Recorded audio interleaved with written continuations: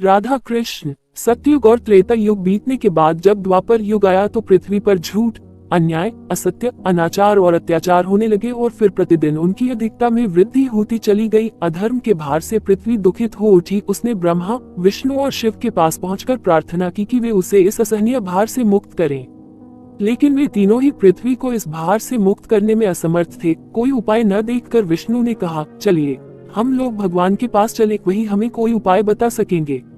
विष्णु, लक्ष्मी, ब्रह्मा और शिव के साथ गोलोक में पहुंचे तो उन्होंने परब्रह्म परमेश्वर को कृष्ण के रूप में और उनकी माया को राधा के रूप में देखा। गोलोक के वृंदावन नामक सुंदर और सुरम्य वन में एक सुंदर आश्रम था। उसी के निकट एक नदी बह रही थी।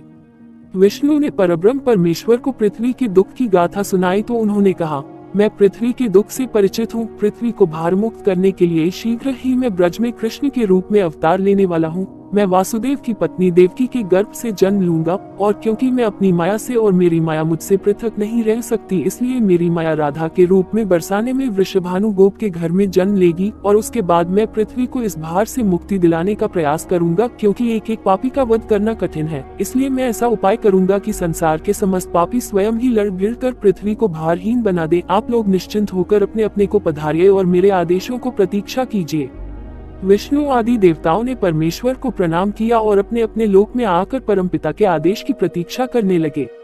कुछ समय बाद ही अत्याचारी और अनाचारी मथुरा नरेश कंस के कारागार में बंदी वासुदेव की पत्नी देवकी ने एक बालक को जन्म दिया। बालक के रूप में जन्म लेने से पूर्व ही भगवान ने उन्हें अपनी योजना बताते हुए आदेश दिया था कि वासुदेव जी उन्हें गोकुल में नंदगोप की पत्नी यशोदा के पास छोड़ आए और उसी समय उनके गर्भ से जन्म लेने वाली कन्या को लाकर कंस के हवाले कर दे। वह कन्या मेरी योग माया है।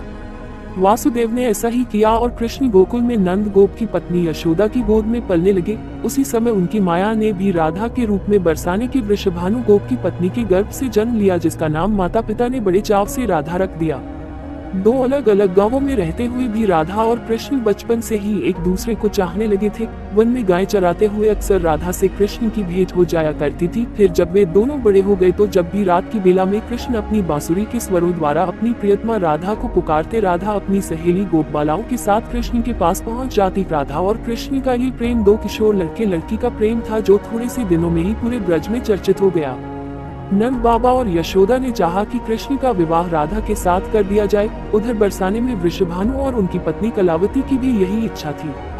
एक शुभ दिन देखकर राधा और कृष्ण की सगाई कर दी गई। पूरा ब्रज प्रदेश आनंदोल्लास भरे उत्सवों से भर गया, लेकिन उन दोनों का विवाह नहीं हो पाया था कि कंस के आदेश पर क्रूर कृष्ण को बुलाने के लिए मथुरा से वृंदावन पहुंच गए और अत्याचारी कंस तथा राक्षसी स्वभाव वाले उसके अनुचरों का वध करने के लिए कृष्ण को बलराम के साथ वृंदावन छोड़कर मथुरा जाना पड़ा। और मथुरा में कंस आदि का वध करने के बाद मथुरा राज्य की सुरक्षा के उत्तरदायित्व ने कृष्ण को इतना उलझा दिया कि वह चाहकर भी वृंदावन नहीं जा सके। अपने जामाता कंस के वध का बदला लेने के लिए उसके ससुर जरासंध ने अपनी विशाल सेना के साथ मथुरा को घेर लिया, लेकिन कृष्ण और बलराम ने अपने पराक्रम से जरासंध और उसकी विशाल सेना को पीठ दिखाकर भागने पर विवश कर दिया।